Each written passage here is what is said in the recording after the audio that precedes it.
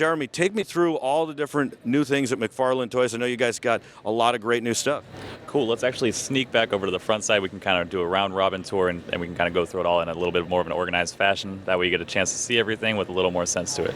Excellent. Let's do it. Let's do it. Wow. What is that? Is that from The Walking Dead? Yep. This is our Lucille bat from The Walking Dead. We also have a Take It Like a Champ edition. It's got a little bit of blood covered to it, so it's almost like a Art Deco variant of Negan's iconic bat. Wow. We actually have a table over there that we can sneak by later and take a look at it. That's awesome. We're going to check that out. So what do we have over here? So we got some of our gaming properties over on this side to start off the booth. Borderlands, We Happy Few. We jump into Destiny and our Call of Duty announcement over there as well. But finally, with Jack and Tina hitting the stores this past fall and Zero and Claptrap in the stores pretty much actually like a week ago, we get to really build on the supporting cast after seeing the success that we've gotten from Handsome Jack and Tiny Tina. So we've got our Krieg figure and our Lilith figure that this is our first look. Our figure prototypes were outputs just for the show, just to finally show off everybody's full party here almost. Now, Todd couldn't make it this year. He's usually here, but he's stuck casting some movie called Spawn. Yeah, I've heard something about it. He drew up this guy. Some people like it, I guess, but yeah, we're happy to hear what kind of news he brings back. And so he's told me in the past that one of the things that is kind of the claim to fame for McFarlane Toys is the size of the collectibles you guys make. He's always gone for something a little bit bigger to give people a little bit more value. Is that how you guys look at it? Absolutely. If we actually sneak over here, we get to show off some of our 10-inch deluxe figures. So we've got our regular lineups of our 6 to 7-inch scale kind of guys, but then if we take a look over there, we've got our Destiny 2 Lord Shaxx figure, who's a little bit more of an imposing and kind of more impressive figure. Kind of fills out the hand when you're holding it. So you've got Destiny, you've got Call of Duty, and you can see how these characters are a little bit bigger, they're a little bit fuller, and maybe even more detailed, and they're kind of all overseen by Todd as they're created. Is that true? Absolutely. Todd's big motto around the office is art at an affordable price. So we want to make sure it's something that all the fans out there can go get, but it's also still going to be something that represents the property correctly. And how long have you been with McFarlane Toys? I've been with the company for about 2 years now. I'm actually our Spawn brand manager. Wow, that's pretty cool. How do you get to be the Spawn brand manager? I don't know. They must like me or something. It's got to be the shoes. I think so. I try and be a little dapper sometimes. Excellent. All right, so this series, hopefully we got some really good close-ups of this. Did we do that, Courtney? I know everybody wants to see all of that stuff. Then we come over here, and we've got a really cool collection because this is Stranger Things. Yeah, you guys might have heard of it. It's a pretty popular show. Some website streams it pretty popularly. But yeah, we're really excited because we originally came out with the Chief Hopper and 11 figure, just kind of getting our foot in the door.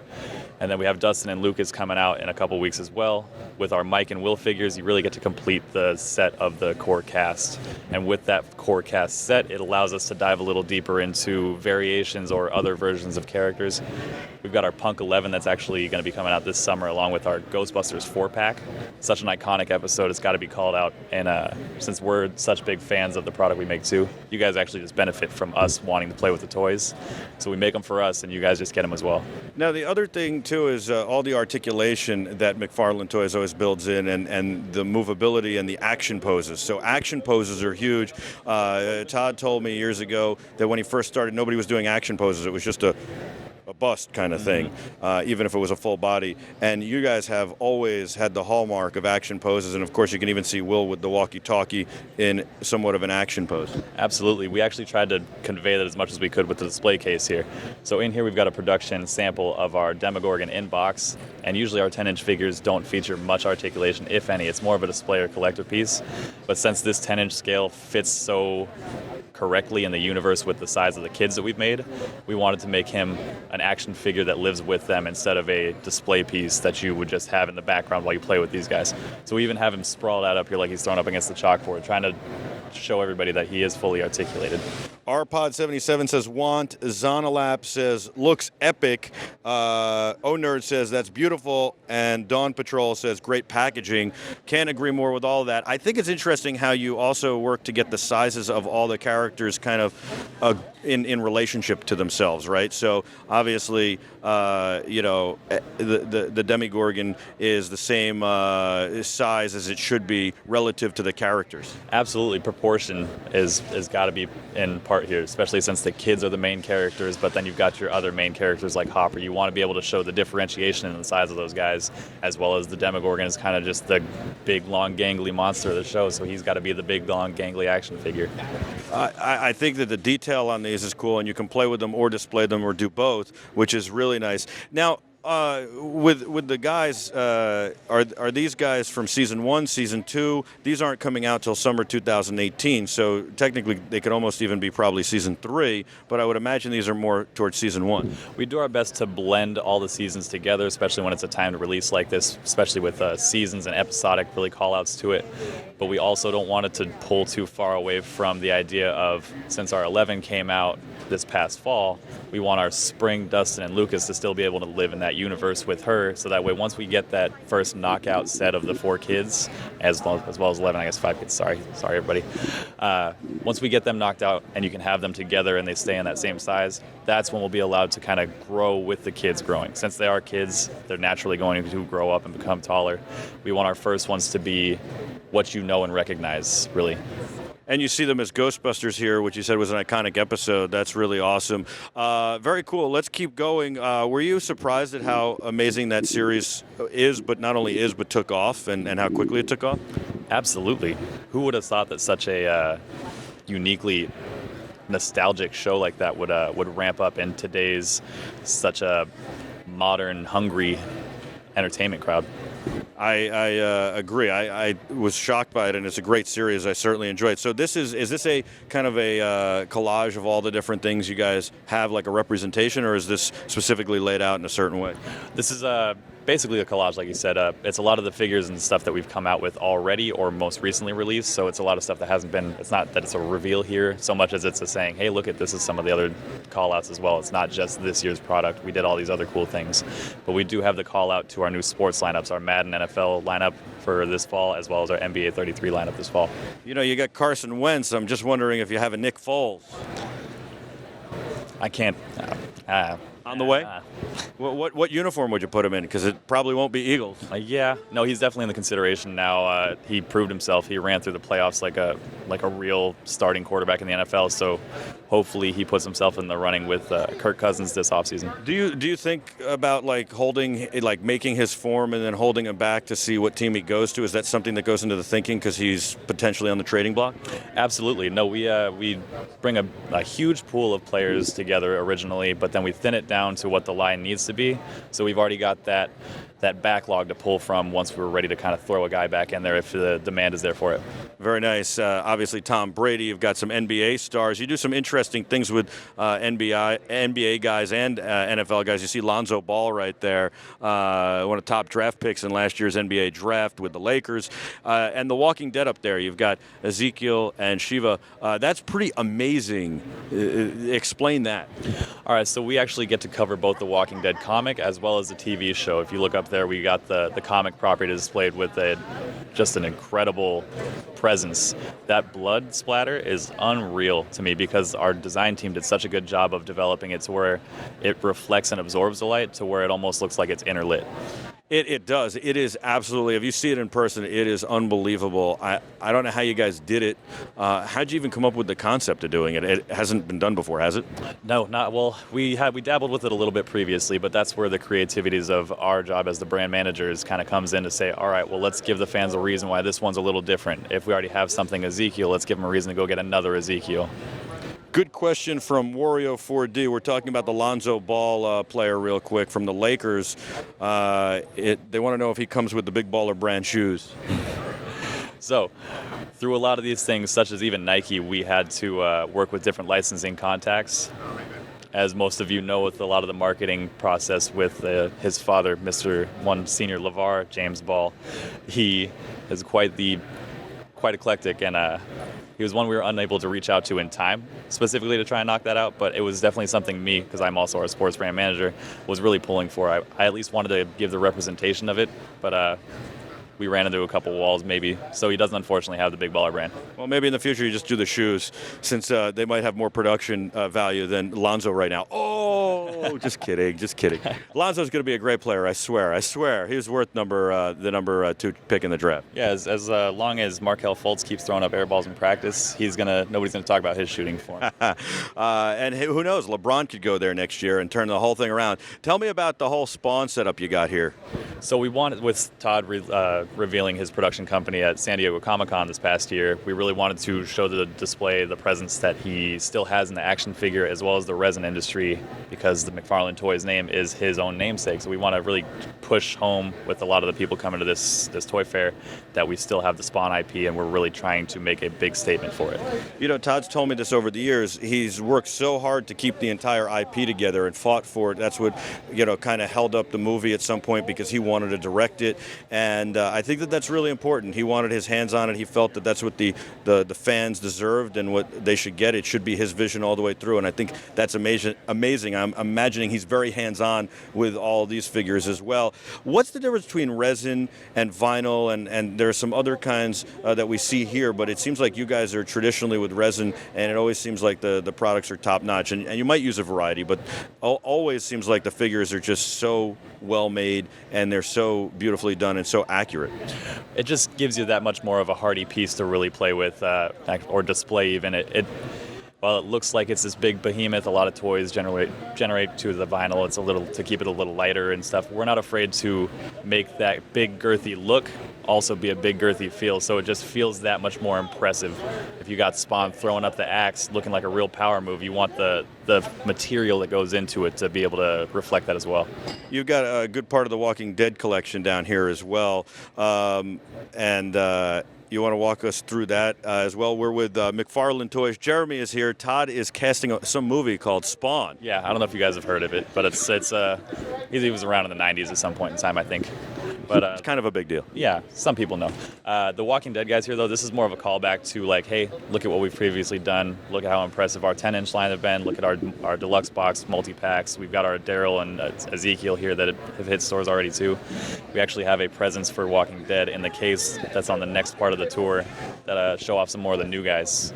Slapchop Mother says Spawn is much cooler than Batman, and Trista says seems more like figurines than toys. So that's what you would think, except for the fact that these all have articulation points. They all move tremendously, and they all are posed also in action poses. That's kind of the hallmark from McFarlane Toys, and there are some exceptions to that. I don't know how much Tom Brady moves from that pose. I like how you have so much accuracy, you even got the cleft chin on there for him. Oh yeah, absolutely, we had to put it in there. But as far as the figurine aspect goes into it, we try and separate our figures as much as possible from each other, really. Our 10-inch deluxe figures, those are more your display piece. Those are not so much your play action. Since there's such a big presence physically, we want it to be more of a impressive look to it, more so than worrying about the play action as throwing almost some gears and some stuff into it. But our smaller scale things, we even put it in the box in a generic kind of sandwich man pose to show you that we're not obviously going to give you a toy that does this and only this. It gives you the idea that you can actually move it around, do a little bit of robot moves with them if you want. Pretty cool. Tell us about the South Park setup, and then I see some stuff that is just going to blow everybody's mind. Oh my God, I'm so excited. I mean, for everybody from Walking Dead fans to Spawn fans to Star Trek fans, it's not going to end. Oh no, we tried to do our best to cover the entire spectrum. You've got some like new category products, I think. We're going to go through that in a second. Tell me about South Park. So South Park, we've done the construction sets in the past with our Walking Dead and our Game of Thrones licenses. We have some Five Nights at Freddy's that some of you guys might have heard about there too. But the animation style of South Park lends itself to building bricks really, really well. We're able to bring the character into the brick instead of bringing the brick into the character and keeping that McFarlane detail and likeness to the characters. You guys did that a few years ago with one of the series on TV, and it was just tremendous. I can't even remember what it was, but I just think that it was unbelievable how you brought kind of the building bricks to such a lifelike look and feel, and it just blew my mind. We were able to give that to some of the viewers stores, and we'll be giving some stuff away here today at Toy Fair. So you got to follow us and stay tuned, and we'll have some great giveaways. So why don't we keep walking? That's awesome stuff so far. I mean, to me, this is the coolest thing that I've seen. You've got, you know, Lucille from The Walking Dead, and then you've got the Take It Like a Champ edition with some fake blood. You kind of referenced it before. Here's the packaging and everything. Yeah, so our initial step into the door with roleplay has kind of been this bat as well as another guy that we'll cover in a second.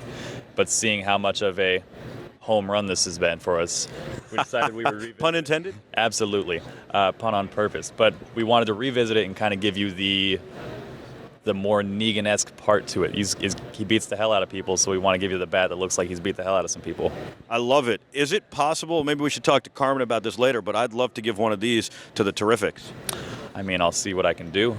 Carmen is definitely the right one to talk to. We're going to talk to her before we leave. I think we're going to make one of those happen at some point. We're definitely going to do a giveaway. And it's funny, as I said that, David Grimfall writes, I wish that would be part of the giveaway. I do too. I kind of want one for my office, and I think that could be the bat we use for Smash Something Fridays. We destroy stuff on Fridays usually. It's a lot of fun. I do anyway. I have people pitch old technology equipment to me, and I destroy it. That sounds like a pretty good time. Almost Office Space. Almost, yes. It is a pretty good time. I don't break dance on it. I don't break dance on anything. Okay. What about The Walking Dead here? We kind of went through it a little bit before. Is there anything different that we haven't seen yet? Absolutely. Like I was saying, this callback case really behind us, but then here's the new guys. We've got our Savior Prisoner Daryl and our Ezekiel, who just came out hitting stores. It might look like he's just holding a mop, but in the hands of Daryl, it's not just a mop. You know that he's going to do something crazy with it. So he's like the Chuck Norris of the show. If you put a mop in his hand, he's going to do some work with it, and then he can clean up afterwards.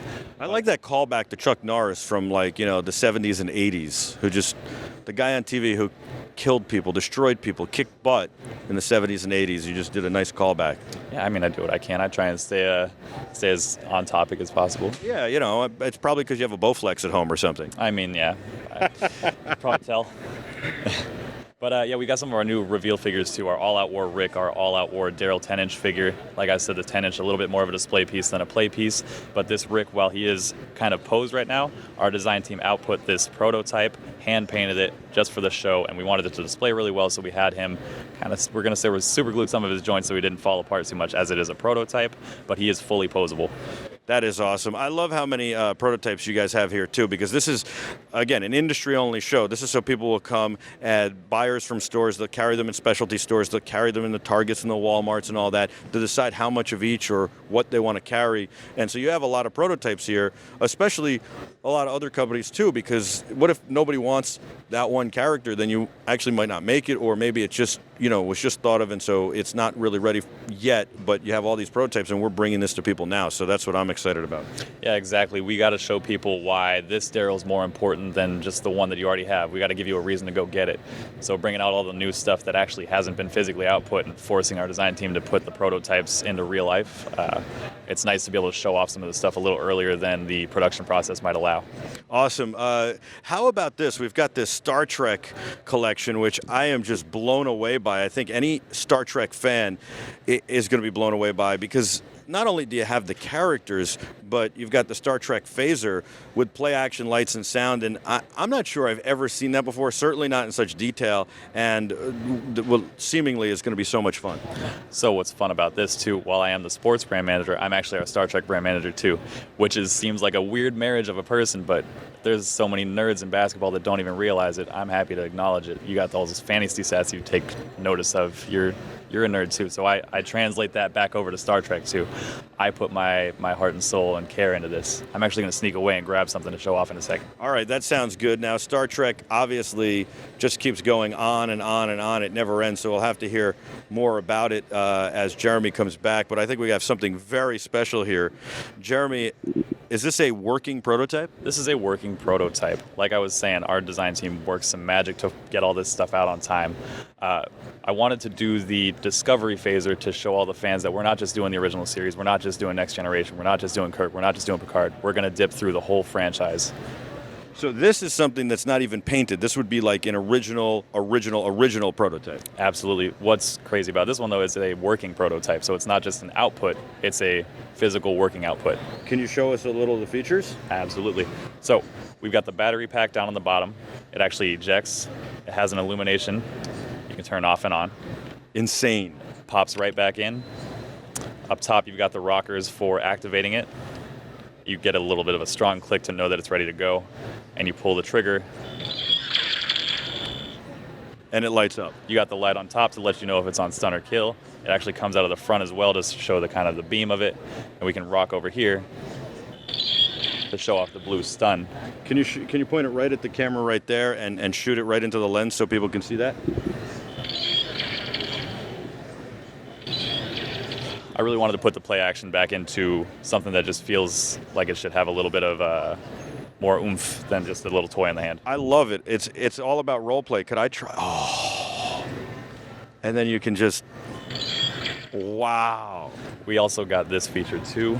The hand phaser is equally as important, especially if you're driving down somewhere. You got a trigger on the bottom here. This is really the brains of the operation. This is more just the shell. But you got all the same play action in here that you had when it's clicked back into the entire pistol part. That is unbelievable. And you know what's nice about this? This doesn't feel like a toy. It's got nice weight to it. It feels like I would imagine it felt on Star Trek. Yeah, that was one of my initial worries because we're trying to fit this into an unbelievable $34.99 price point. So with the idea of it's got to feel this kind of, it's got to fit this cheaper price point, but I don't want it to feel cheap. I thought it was going to be a softer, weaker plastic, but it's got a good, solid feel to it. It's weighted nicely. You know, that's interesting. Todd's always told me that value is always important, and so he's never worried if it's going to be, you know, he said when he started, told me this a couple years ago, that they always had these certain price points that you had to hit, and he would always miss by $1 or $2 because he wanted it to be perfect. And he said, you know what? If it's $1 more, but it's perfect and it has the right weight and it has the right feel, people will buy it. And he believed that, and he was able to sell that to people, that concept. And so still very good value, even better value, really, because the stuff feels good. It's not cheap or chintzy, and you're able to actually enjoy it the way it's designed to be enjoyed. Yeah, we don't cut any corners around here. Todd's big motto around the office is art at an affordable price. So we want to try and make sure that we're doing the right figures for you and not just throwing it out. Being a private company too, Todd can actually just delay the thing if it's not going to be the right representation and it's going to make us look bad. We won't make it that way. We'll take the whole process to heart and make sure that it's the proper product. Tell me what we have here. So we've got some of our anime figures. What's interesting about this is these licensors that we work with, they're a lot like Todd in the sense that they're artists. So they want their figures to be represented as good as possible to make it look like it's really jumping off the screen. So it almost makes it difficult to work with them in that sense. We have our Naruto figure and our Ken Kaneki back here who came out previously with their passion for their art. The articulation is not cut in there as playable as we would have liked, but they really push our creative envelope on the sense that, all right, well, cool, let's put the articulation back in there, but how do we hide it? How do we hide it? If you look at Sakura, it almost looks like she has kneecaps to help cover up those articulation joints. How do you guys pick which series to do? Because there's so much out there. There's so much good stuff. You were one of the first to jump on Five Nights at Freddy last year and came out of the gate flying with that. You're on Stranger Things. These are things you don't see everywhere else. How do you guys know what to jump on and what not to jump on, especially when you start to see 10 different trends out there? You don't jump on all 10. That's where it's our job as the brand managers to kind of show the passion that we have for our properties that we're already in charge of, as well as keep our eye on the street to see what's coming down the pipeline, what's hitting the hot buttons for everybody right now, what's the big thing. So we have to find out what that big thing is and then dive wholeheartedly into it to figure out why that's the thing and if it can stay the thing. So we then become the salesman, if you will, to our salesmen. So our sales team will go out to your retailers and your specialty shops, and they'll say, hey, this is why you need to get this. But it's our job to give them the information, say, hey, this is why you need to take this to a Walmart or a Hot Topic or anything like that. Excellent. Very, very cool. I think it's good planning, good thinking, and it's really, I guess, a lot of meeting and discussing and deciding what's going to work and what's best. Absolutely, absolutely. Is it possible, I was thinking about Lucille. I love that product so much. I was wondering if you're going to make a Stranger Things bat. I mean, we discuss all the possibilities till we're blue in the face. As the brand managers, we're fans like you guys are. We're not just some corporate office that is pushing some paper to say, hey, they want this toy, okay, make it for them. We say, hey, they want this toy, all right, let's make it for us, and then we can give it to them. Rick and Morty, huh? Yeah, Rick and Morty. If you're something that's strong enough to be able to push the largest fast food chain in the world to bring back its sauce from 1997, then you got something going on for you. It's pretty cool. How much work goes into doing something like this? Because they're a lot smaller than the normal figures and action play that you make. A lot of work goes into this because we got to find a way to translate that animation style into brick form. So all these are building sets. I hate to say it, but it's like Lego. But it's our version of it, so you got a little more detail than just a blocky brick guy. So we want to translate those characters as well as we can. Like I said earlier, you're bringing the character into the brick, not the brick into the character. And you've got, this is another perfect example of it, you've got different sizes, the medium set, the micro set, and the small set, which I think gives people the possibilities of playing with the one they think is right for them. Can you mix and match them a little bit too? Absolutely. The whole fan base of the show and the whole character base of the show is really a lot of character-on-character interaction. We could put a Mr. Meeseeks with Summer and it would still make sense. But these sets at the different sizes, you got your micros, you got your medium, small, large, whatever it might be, it allows us to play more with that character pool. Very cool. South Park we kind of saw, but this gives us a closer look at it. Yeah, absolutely. It's partnered up right next to our Steven Universe display as well. I didn't catch that from over there. That's pretty cool.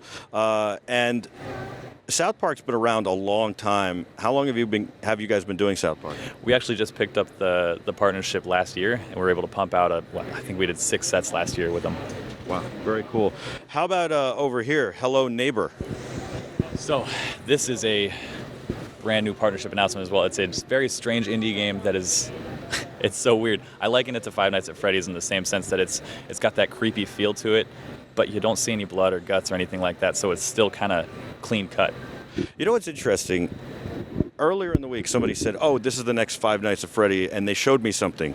And I thought to myself, I'm not going to say it on camera because I'm in the middle of doing an interview with you folks, but I thought I'm going to go over to McFarlane Toys and let them tell me what's the next indie game or indie feature, because this wasn't what they were pointing out. And last year, you guys were one of the first to jump on Five Nights at Freddy, and Todd told me it was going to be huge, and I was like, really? Yeah. And he was right. This is the guy. Like I said, we keep our finger on the pulse of pop culture and gaming, entertainment, whatever it might be. Even if I've got to jump back into some Star Trek stuff, I got to know what is hot for the fan. Same here. Do you have to watch all the Star Treks? Because you said you span all the different generations, I guess, would be the fair way to say it. Do you have to watch them all, even the ones you haven't watched? Absolutely. I got to understand not only what the show is, but who the fans are and why they're the fans of certain characters. Data's important. Geordi's important.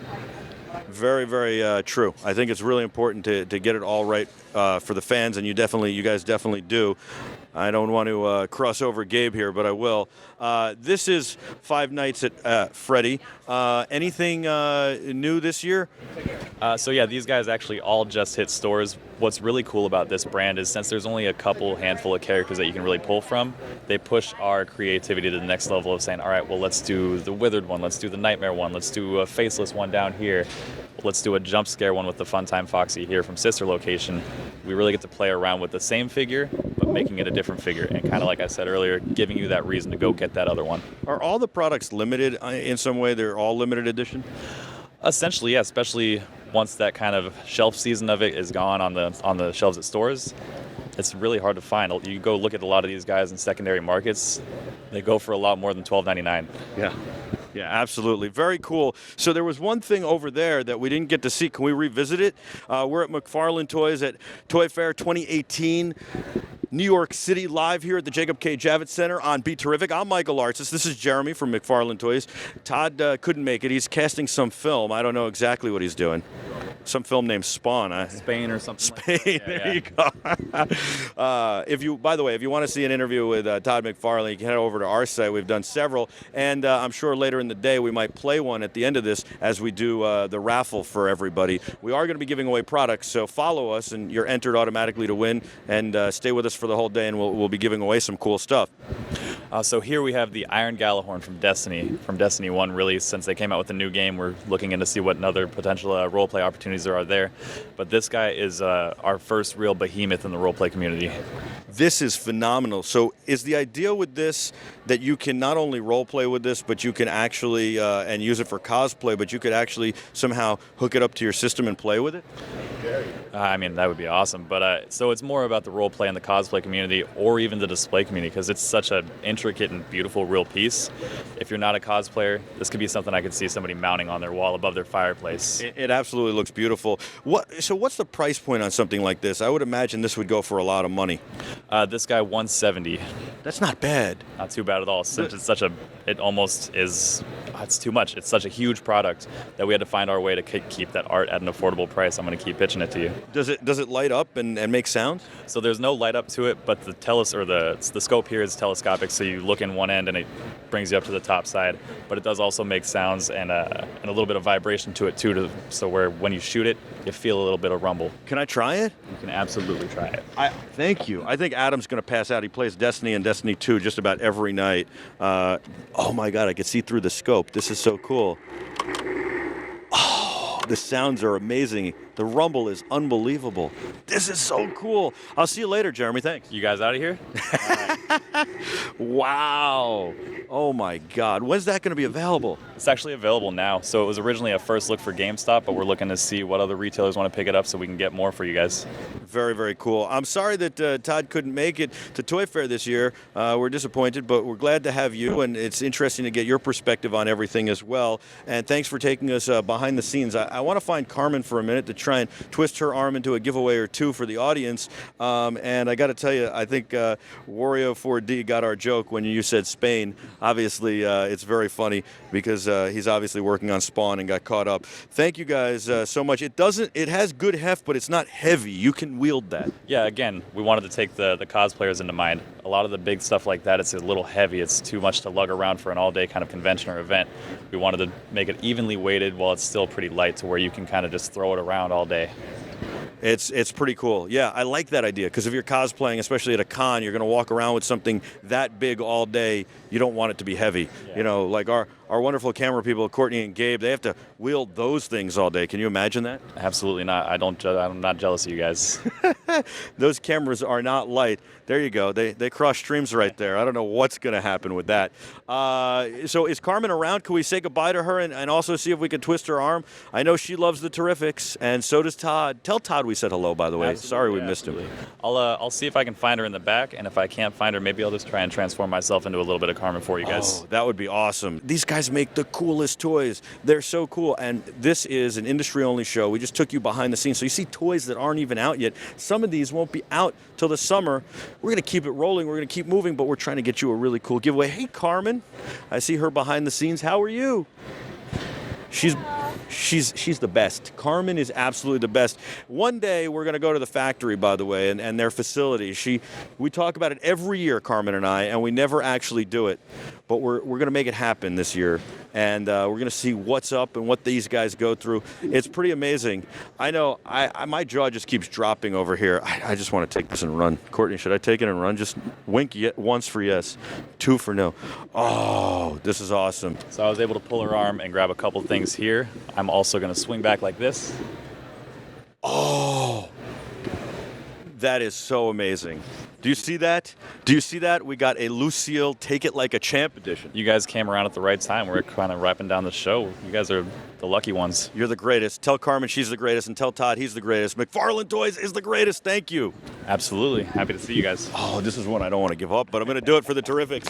You guys, look at what we're giving you. We're going to have a Lucille Take It Like a Champ edition. This will be given away later today, and then we've got some surprises in here. I'm just going to say Friday night at Freddies, Borderlands, and a surprise something else. All you have to do is follow us. Go into the Twitch app and follow us. It is twitch.tv/BeTerrific. Thank you guys so much. We love McFarlane Toys. Later, guys. You guys are the greatest. Wow. Check it out. Here you go.